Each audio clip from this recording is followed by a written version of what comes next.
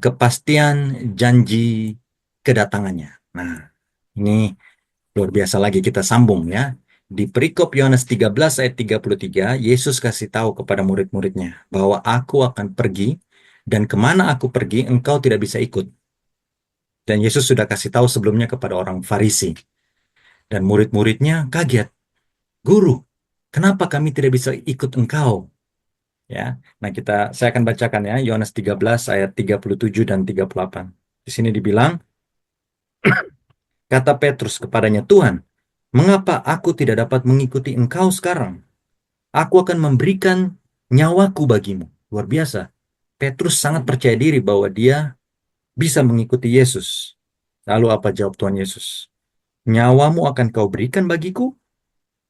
Sesungguhnya aku berkata kepadamu, sebelum ayam berkokok, engkau telah menyangkal aku 3 kali. Kepercayaan diri Petrus ditegur oleh Yesus. Seringkali kita merasa bahwa diri kita ini kuat. Seringkali kita merasa bahwa kita ini orang baik. Seringkali kita merasa bahwa kita ini rajin baca Alkitab, rajin berdoa, maka kita ini akan luput dari namanya pencobaan. Kita lupa bahwa kita ini hanyalah manusia fana. Kita perlu bergantung sepenuhnya kepada Tuhan Yesus. Jangan percaya kepada diri sendiri, tetapi percayalah kepada Tuhan ya. Amsal 3 ayat 5 ya. Percayalah kepada Tuhan dengan segenap hatimu dan jangan bersandar kepada pengertianmu sendiri. Petrus pada saat itu bersandar kepada kekuatannya sendiri. Dia pikir dia kuat. Tapi Tuhan Yesus sudah bilang bahwa engkau akan sangkal aku 3 kali bahkan sebelum ayam berkokok. Dan terbukti ya, semoga kita tahu ceritanya bahwa Petrus pada akhirnya menyangkal Tuhan Yesus. Nah, Yohanes 14 ayat 1-3. Nah, pelajaran tadi ya, jangan percaya diri, ingat. Tapi percayalah kepada Tuhan, berserah kepada Tuhan, dan Tuhan akan menolong kita. Yohanes 14 ayat 1-3 tentang kedatangan Kristus yang penuh harapan. Nah, ini saya mau kupas sedikit, semoga kita bisa belajar bersama. Ini ayatnya sudah saya taruh di layar, kita bisa lihat sendiri. Janganlah gelisah hatimu, percayalah kepada Allah, percayalah juga kepadaku. Di rumah Bapakku banyak tempat tinggal. Ini janji Tuhan Yesus luar biasa ya, tentang kedatangannya yang kedua kali. Ilustrasinya ada di sebelah kanan ya, tentang kedatangan Yesus. Jika tidak demikian tentu aku mengatakannya kepadamu, sebab aku pergi ke situ untuk menyediakan tempat bagimu. Dan apabila aku telah pergi ke situ dan telah menyediakan tempat bagimu, lihat perkataan Tuhan Yesus, aku akan datang kembali dan membawa kamu ke tempatku supaya di tempat di mana aku berada, kamu pun berada. Nah, saya mau menggarisbawahi aku akan datang kembali. Itulah terjemahan di Alkitab Bahasa Indonesia. Tapi saya mau membawa pemikiran kita semua kepada suatu hal yang lebih daripada sekedar aku akan datang kembali. Nah, bahasa aslinya di sini palin erhome. Palin erhome itu kalau di bahasa Inggris kan I'm coming again. Ada perbedaan antara I will come again. Nah, ini dari sisi bahasa ya. I will come again sama I'm coming again. Ada perbedaan. I will come again itu biasanya spontanitas ya. Walaupun belum tentu terjadi ya. Ada niat untuk datang kembali tapi belum tentu terjadi. Itu I will come again. Itu bahasa Inggrisnya ya. Ada rencana untuk melakukan sesuatu tapi spontanitas. Tapi kalau kita pakai, nah ini sedikit Iya, ininya saya bahasa. buang ya, sendok. Jadi dari sisi bahasa. Tapi kalau I'm coming again, walaupun di masa yang akan datang, tapi itu berarti pasti. Nah, itu perbedaannya ya. Palin erhome. Itu bahasa Grekanya, bahasa Inggrisnya I'm coming again. Jadi kalau Tuhan Yesus bilang I'm coming again, bahasa Indonesianya harusnya aku pasti akan datang kembali. Bukan sekedar aku akan datang kembali. Jadi itulah dari sisi bahasa. Jadi Bapak Ibu Saudara-saudari sekalian, pada saat Tuhan Yesus mengatakan Yohanes 14 ayat 1-3, Tuhan Yesus dengan apa ya perasaan yang sungguh-sungguh mengatakan kepada murid-muridnya, kamu jangan khawatir, aku pasti akan datang kembali. Nah, itulah sebabnya Tuhan Yesus bilang jangan gelisah hatimu, jangan khawatir. Don't be troubled. Ya, jangan gundah gulana bahasanya. Jangan stres. Nah, itu lebih itunya lagi ya. Aku pasti akan datang kembali dari Palin Erhome. Nah, Bapak Ibu Saudara-saudara sekalian, itulah sebabnya kita orang Kristen harus tetap memegang teguh akan janji kedatangan Kristus. Karena dengan memegang janji itu, maka hidup kita pasti akan berbeda. Tapi tidak sedikit sekarang ini banyak orang Kristen yang lupa akan janji kedatangan itu.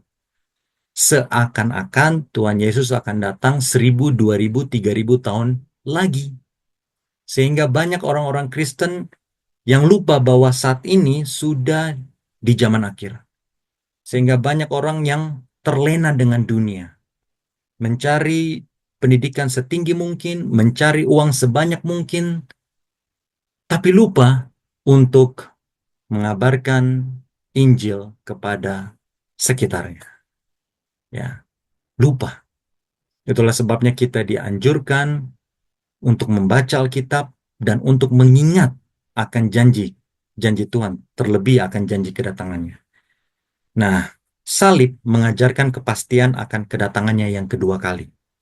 Ingat ya, Adam dan Hawa seharusnya sudah mati pada saat mereka makan buah itu. Ya, tapi kalau kita uh, menyelidiki firman Tuhan dari Kejadian, pada saat mereka makan buah itu mereka tidak langsung mati.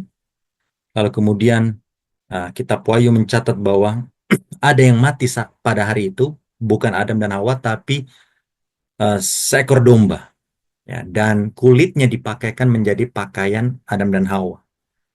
Itu menunjukkan bahwa janji kedatangan Mesias, janji kedatangan Yesus Kristus sudah diberikan kepada Adam dan Hawa sejak manusia jatuh di dalam dosa. Itulah sebabnya Kain tidak diterima persembahannya pada saat dia mempersembahkan buah-buahan atau sayur-sayuran, ya. Tapi Habil, adiknya Habel, diterima. Kenapa? Karena mempersembahkan seekor domba. Ya, karena kitab Ibrani juga mencatat bahwa tanpa penumpahan darah tidak ada pengampunan. Ya, jadi itulah sebabnya harus ada yang mati menggantikan seluruh umat manusia, dan itulah sosok Yesus Kristus. Dan sekali Tuhan Yesus sudah mengadakan perjanjian itu dari zaman manusia jatuh dalam dosa, seiring waktu pada akhirnya, pada waktu yang ditetapkan oleh Tuhan, datanglah firman Tuhan itu menjelma menjadi manusia dan bahkan mati di Golgota. Itu mengajarkan kita bahwa Tuhan selalu pegang janji. Nah, itu poinnya. Ya. Dan Tuhan yang sama sudah berjanji bahwa dia akan, nah kembali saya sedikit koreksi, dia pasti akan datang kembali. Ya. Palin erhome, I'm coming again. Aku pasti akan datang kembali. Itu kata Tuhan Yesus. Dan kita bisa pegang janjinya. Ya. Mungkin kita bisa buka bersama di dalam Bilangan 23 ayat 19. Saya akan bacakan buat kita semua ya. Bilangan 23 ayat 19. Ada tertulis, Tuhan bukanlah manusia sehingga ia berdusta, bukan anak manusia sehingga ia menyesal. Masakan ia berfirman dan tidak melakukannya, atau berbicara dan tidak menepatinya? Jadi Bapak Ibu Saudara-saudara sekalian, Tuhan itu bukan sama seperti kita. Banyak dari antara kita yang cuma janji, ya, tapi tidak menepati janji itu. Bahkan ada yang mau menepati janji tapi tidak ada daya untuk menepatinya. Tapi Tuhan tidak seperti itu. Kalau Tuhan berfirman, maka dia akan melakukannya.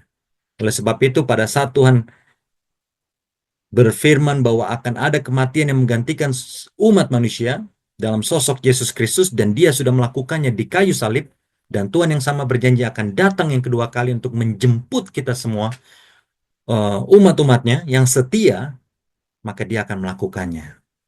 Pertanyaannya, Tuhan itu setia, lalu bagaimana dengan kita? Apakah kita setia atau tidak? Apakah kita hidup di dunia ini sama seperti orang-orang yang tidak bertuhan di luar sana?